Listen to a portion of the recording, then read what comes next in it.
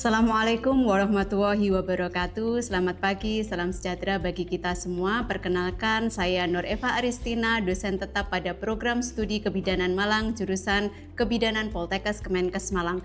Salah satu program studi kebidanan di Poltekkes Kemenkes Malang adalah program studi D3 Kebidanan Malang yang memiliki visi menghasilkan lulusan ahli madya kebidanan yang beradab dan berdaya saing global dalam upaya promotif preventif bidang kesehatan ibu dan anak.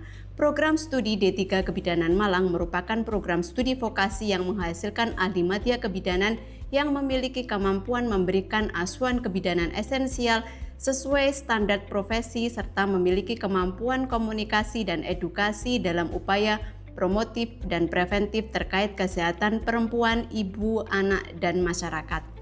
Untuk menghasilkan mahasiswa sesuai dengan profil lulusan program studi, maka mahasiswa dibekali dengan mata kuliah yang mendukung pencapaian profil lulusan. Salah satunya adalah mata kuliah penyakit non-obstetri dan ginekologi. Sebagai pengampu mata kuliah penyakit non-obstetri dan ginekologi, pada kesempatan ini saya akan menjelaskan strategi pembelajaran menggunakan teknik DIA, yaitu Delivery, Interaction, and Assessment. Mata kuliah penyakit non-obstetri dan ginekologi memiliki kode mata kuliah 145BD.ML06. Bobot SKS pada mata kuliah ini adalah 3 SKS dengan pembagian 2 SKS teori dan 1 SKS praktikum.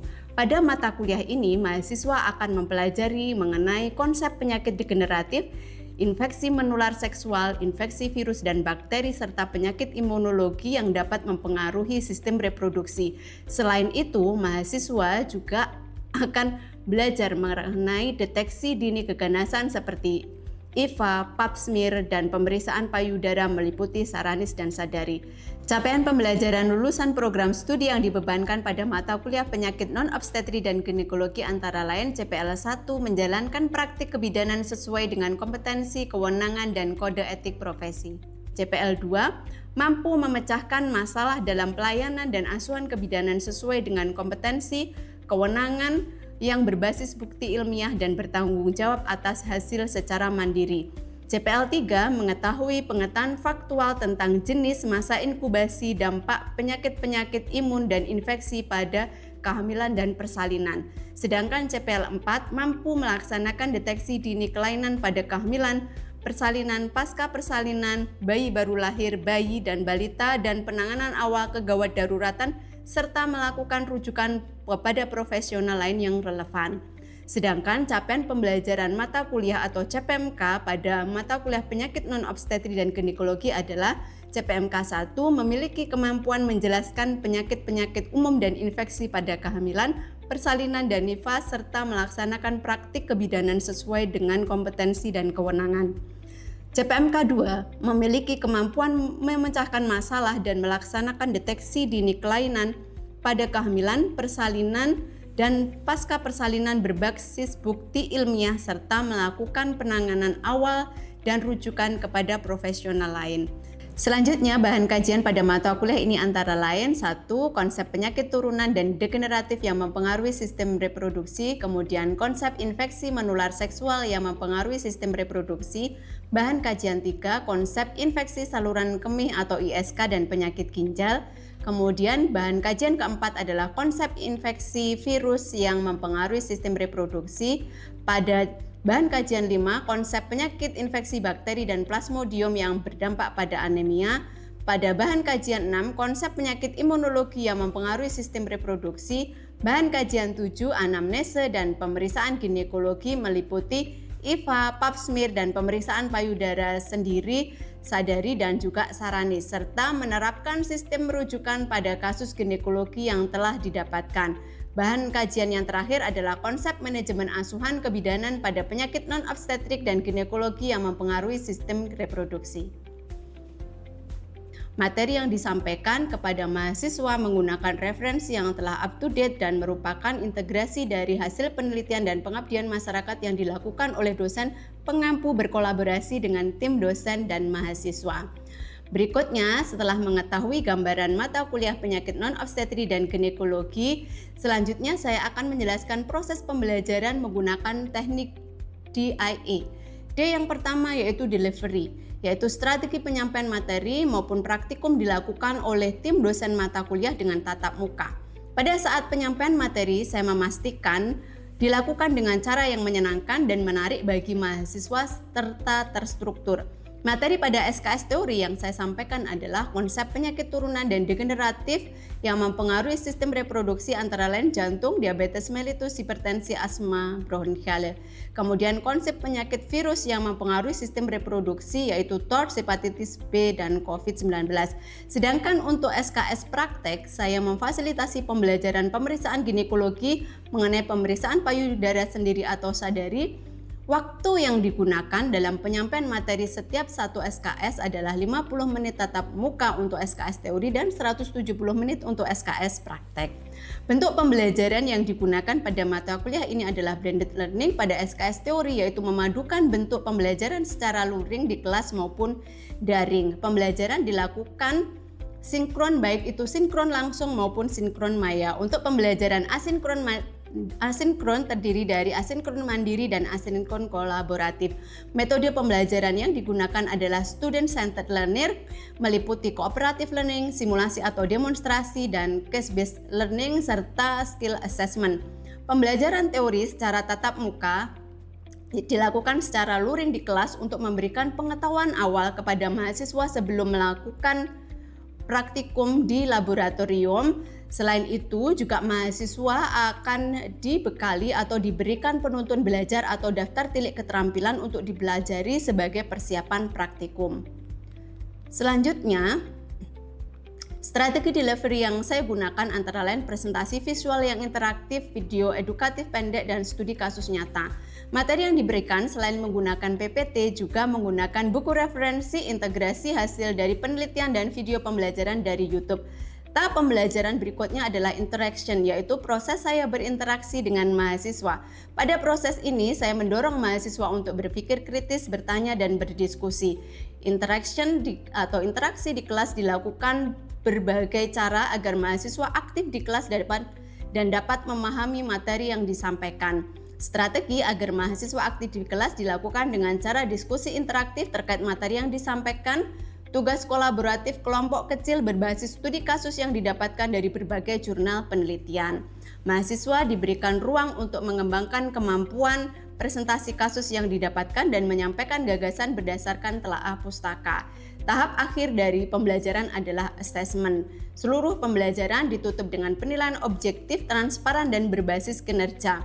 Bobot penilaian yang digunakan dalam mata kuliah penyakit non-obstetri dan ginekologi adalah sebagai berikut, yaitu UTS 13%, UAS 24%, tugas 26%, dan praktikum 36 atau 35%. Penilaian formatif saya lakukan melalui tugas resum atau refleksi, penilaian partisipasi, diskusi, dan juga skill lab. Untuk penilaian sumatif ada ujian tengah semester dan akhir semester, kemudian ada presentasi dari hasil diskusi, kasus, makalah ilmiah, dan skill assessment. Sistem rubrik dan juga DOPS digunakan untuk memastikan bahwa penilaian objektif dan transparan. Menurut saya, assessment bukan hanya soal perolehan nilai, tetapi bagaimana mahasiswa memperoleh pengetahuan, hard skill maupun soft skill yang memadai untuk dijadikan bekal saat mereka lulus nanti. Melalui strategi DAE, saya berusaha untuk menciptakan proses pembelajaran yang menyenangkan, bermakna, dan relevan dengan kebutuhan dunia kerja. Selanjutnya, berikut ini adalah gambaran kegiatan proses pembelajaran di kelas sebagai persiapan mahasiswa melakukan praktikum di laboratorium. Bismillahirrahmanirrahim. Assalamualaikum warahmatullahi wabarakatuh.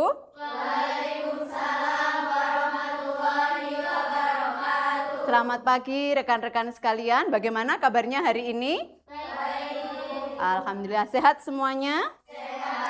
Berarti sudah siap untuk menerima pembelajaran hari ini. Sudah sarapan semua? Sudah. Alhamdulillah siap. Nah, pada minggu kali ini di pembelajaran pada mata kuliah penyakit non-obstetri dan ginekologi, kita akan membahas materi yang selanjutnya.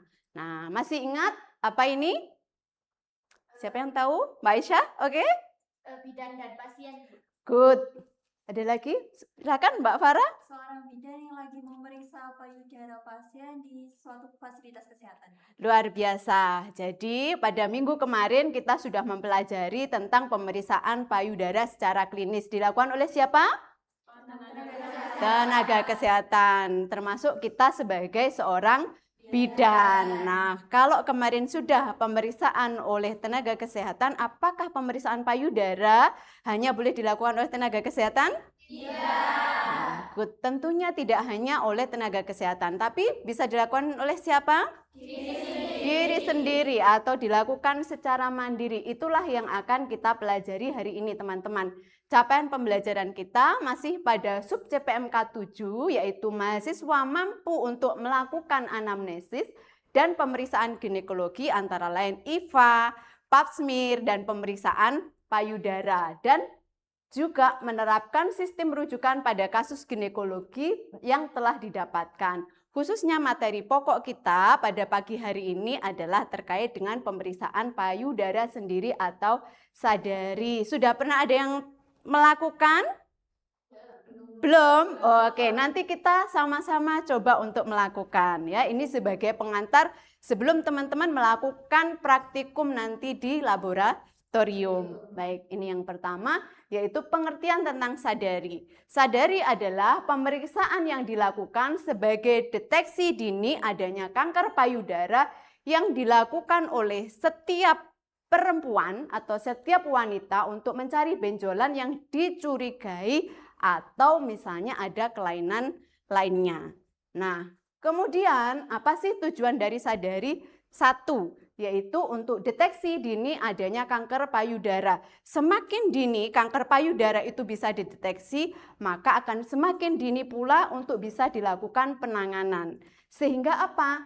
Bisa menurunkan angka kematian. Jadi fatalitasnya juga akan rendah ketika deteksi secara dini. Berikutnya, mohon maaf ya, masih di sini untuk tujuan dari sadari adalah mengenal kontur normal payudara. Semakin gitu ya, kita terbiasa melakukan pemeriksaan payudara secara mandiri atau sendiri, kita akan mengetahui kapan sih payudara ini normal dan ketika ada kelainan maka akan semakin cepat kita menyadarinya. Dan yang terakhir tujuannya adalah sebagai dasar rujukan medis. Meskipun sadari ini tidak bisa digunakan sebagai diagnosis untuk adanya keganasan, tapi sebagai dasar untuk melakukan pemeriksaan lanjutan. Contohnya seperti apa? Mamografi atau pemeriksaan oleh dokter spesialis. Jadi itu adalah tujuan dari sadari. Selanjutnya ini ya, jadi momen terbaik atau waktu terbaik untuk dilakukan pemeriksaan sadari kapan? 7 sampai dengan 10 hari setelah haid atau setelah haid selesai.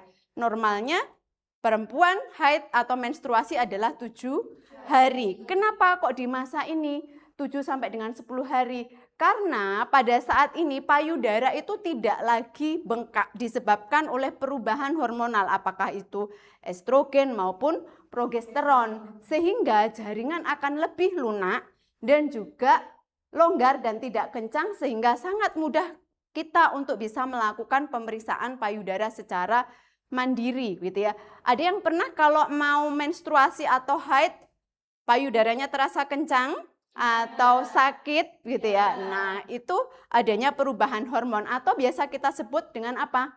Mastalgia. Nah, catatan khusus bagi perempuan yang sudah menopause atau sudah tidak mengalami haid, maka waktu terbaiknya adalah di setiap bulan itu di tanggal yang sama. Misalnya di bulan Juli ini pemeriksaan di tanggal 1, maka untuk pemeriksaan berikutnya juga harus di tanggal 1 karena sudah tidak lagi mengalami haid. Jadi rutinitasnya di setiap tanggal yang sama. Nah, berikutnya ini ya. Jadi kita akan masuk pada tahapan untuk pemeriksaan sadari. Ada 2 tahapan utama yang harus dilakukan pada saat melakukan pemeriksaan payudara sendiri. Yang pertama dengan berdiri tegak, begitu ya. Di mana? Di depan cermin atau kaca. Jadi sadari ini sangat mudah dilakukan, hanya mengandalkan 2 alat saja, yaitu cermin dan juga apa? Bantal. Cukup itu. Kemudian pencahayaannya terang. Nah, kalau perempuan biasanya kan malu. Nah, sadari ini sangat mudah dilakukan, boleh di dalam kamar begitu ya. Jadi betul-betul private. Yang pertama, berdiri di depan cermin. Nah, kemudian nanti untuk melihat adakah perubahan bentuk. Terus kemudian bagaimana kesimetrisan antara payudara sebelah kanan dan juga payudara sebelah kiri. Dan juga apakah ada perubahan tekstur kulit yang sudah kita ketahui di materi yang sebelumnya. Kira-kira kalau ada mengarah ke ganasan, tekstur kulitnya bagaimana? Nah, good, luar biasa ya. Jadi teman-teman masih ingat seperti kulit jeruk. Jadi pori-porinya membesar. Kemudian tahapan yang kedua adalah dengan cara berbaring. Gitu ya, yang rileks, santai. Kemudian nanti pada payudara yang diperiksa diganjal dengan bantal supaya lebih mudah untuk dilakukan pemeriksaan ya. Meratakan jaringan payudara, memungkinkan perabaan struktur internal secara mendetail. Nah, baik, kemudian kita masuk pada tahapan. Oke? Nah, supaya ini semuanya nanti ketika praktek di laboratorium itu sudah ada gambaran, yuk kita berdiri semuanya. Silahkan. Nah, kita coba bersama-sama kita upayakan atau seolah-olah di depan kita ada cermin. Nah, ini ya, jadi posisikan lengan di bawah atau di samping badan kita, di samping tubuh kita. Lurus secara rileks, kemudian perhatikan keseimbangan bentuk. Jadi nanti dilihat di cermin begitu ya. Nah, apakah simetris antara payudara kanan dan kiri? Kemudian yang kedua, besarnya payudara. Apakah satu ada pembesaran, yang satunya normal, begitu ya? Kemudian perubahan area puting susu dilihat, apakah ada puting susu yang tenggelam. Nah, ini juga menjadi salah satu indikasi. Dan berikutnya bagaimana tadi kondisi kulit payudara. Apakah tadi ada misalnya terlihat adanya retraksi, terlihat tadi pori-porinya membesar, itu bisa kita lihat. Berdiri tegak, jadi tangannya berada di samping tubuh kita dan apa? Rileks. Langkah yang kedua, setelah posisi lengan ini di samping, di bawah begini, kemudian kita apa?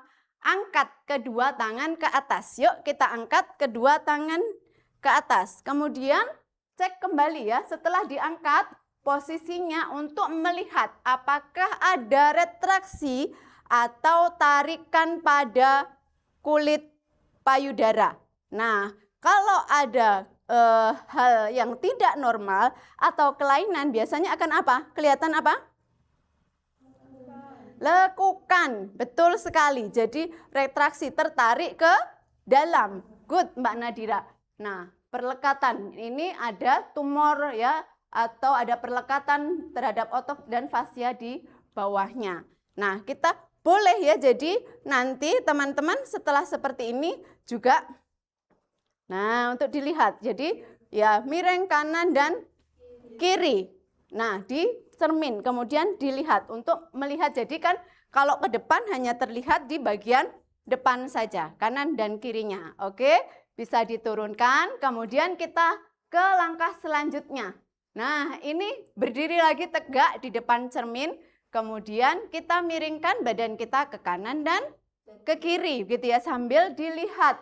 Nah, kanan kiri observasi perubahan bentuk dari berbagai sudut pandang. Ini juga, nah kita lihat gini ya, boleh tapi miring. Selanjutnya apa? Berkaca pinggang di depan cermin seperti ini. Nah, kemudian tindakan untuk apa? Menegangkan otot. Nanti kalau di video ada berbagai macam versi. Ada yang kemudian nah gini ya, jadi seperti ini untuk menegangkan payudara. Ada yang pakai begini. Bisa, kemudian, nah bagian otot, nah darah dada aksila ketiak ini membuat benjolan tersembunyi bisa lebih menonjol. Ini pun juga bisa kemudian pakai kanan dan kiri begitu ya, bergantian. Sampai di sini bisa dipahami teman-teman? Mudah? Nah, gampang ya. Jadi yang pertama tadi apa? Masih ingat? Berdiri tegak. Terus kemudian tangan diangkat. Selanjutnya miring kiri kanan. Terus kemudian berkacak pinggang. Nah, langkah selanjutnya adalah dengan metode perabaan. Ini dengan berbaring. Tadi ya berbaring, rileks.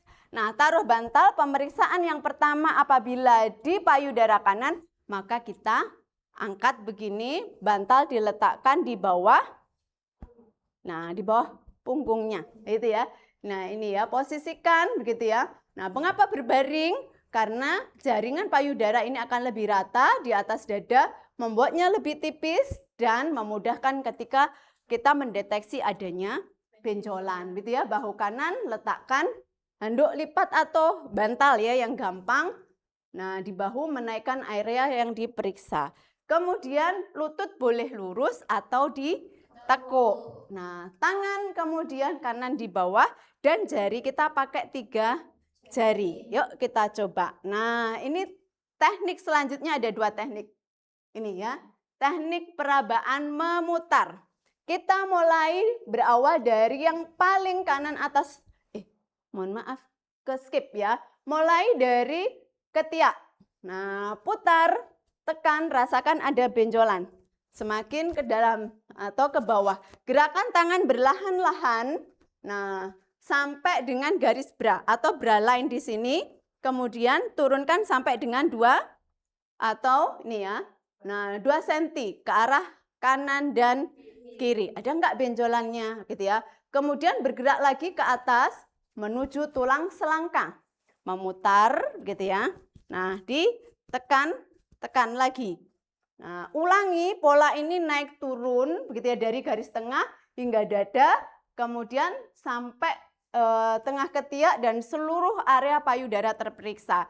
Gantian kanan dan kiri. Oke.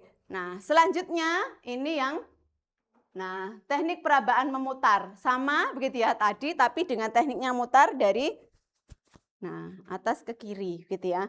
Nah, memutar dari luar ke dalam. Oke, sama untuk daerah yang berikutnya. Oke, itu gampang sekali ya.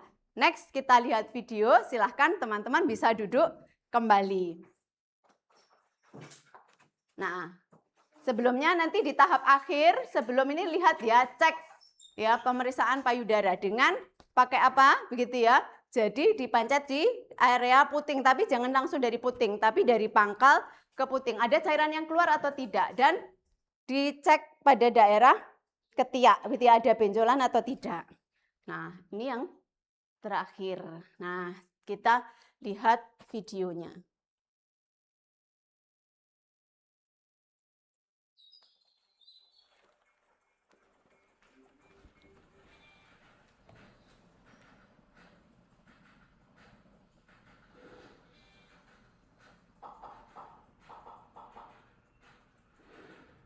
Nah, teman-teman, ini adalah video dari hasil penelitian tim dosen dan mahasiswa sebelumnya.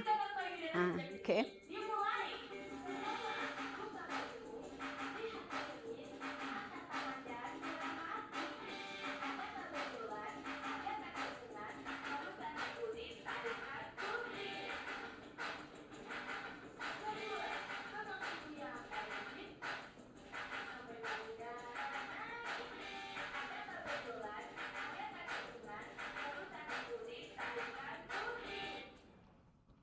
Oke, gimana teman-teman dari video tadi? Nanti bisa dilihat selanjutnya, selengkapnya ada di YouTube. Ya, jadi video ini adalah dari hasil penelitian tim dosen yang sebelumnya dan juga sudah Bu Aris gunakan untuk pengabdian masyarakat di tahun sebelumnya. Dan ini lumayan antusiasme dari khususnya para remaja putri, gitu ya. Ada yang punya pendapat terkait dengan video ini? Ya, Mbak Aisyah? Menurut saya videonya menarik sih, Bu, karena kan pakai lagu. Karena kita tuh kadang kalau pakai lagu tuh malah cepet hafalnya gitu loh, bersama teknik-tekniknya. Oke, ya bagus gitu ya. Memang penelitian yang sebelumnya ini menggunakan media audiovisual. Jadi mereka yang suka audiovisual ini memang sangat menarik. Dan kalau juga kinestetik juga ya kan ada pergerakan. Jadi sangat mudah untuk ditirukan gitu ya. Nah, berikutnya masih ada ini ya, PR. Nah, ini untuk minggu depan kita akan ketemu lagi di laboratorium promotif dan preventif yang peralatannya lebih lengkap. Di sana nanti akan ada kaca, ada bantal, jadi teman-teman bisa melakukan praktikum satu persatu. Jadi silahkan ini nanti di-scan, ini adalah penuntun belajar untuk praktikum kita di pemeriksaan sadari. Baik, sampai di sini teman-teman ada yang mau didiskusikan? Belum ada? Sudah cukup jelas? Baik, kalau sudah cukup jelas, terima kasih atas perhatiannya hari ini. Selesai untuk pembelajaran kita. Selamat belajar dan kita akan bertemu kembali di minggu depan untuk praktikum laboratorium pemeriksaan payudara sendiri. Terima kasih. Wassalamualaikum warahmatullahi wabarakatuh. Waalaikumsalam warahmatullahi wabarakatuh. Terima kasih. Sama-sama. Demikian pemaparan saya terkait pengajaran pada mata kuliah penyakit non-obstetri dan ginekologi. Terima kasih. Wassalamualaikum warahmatullahi wabarakatuh.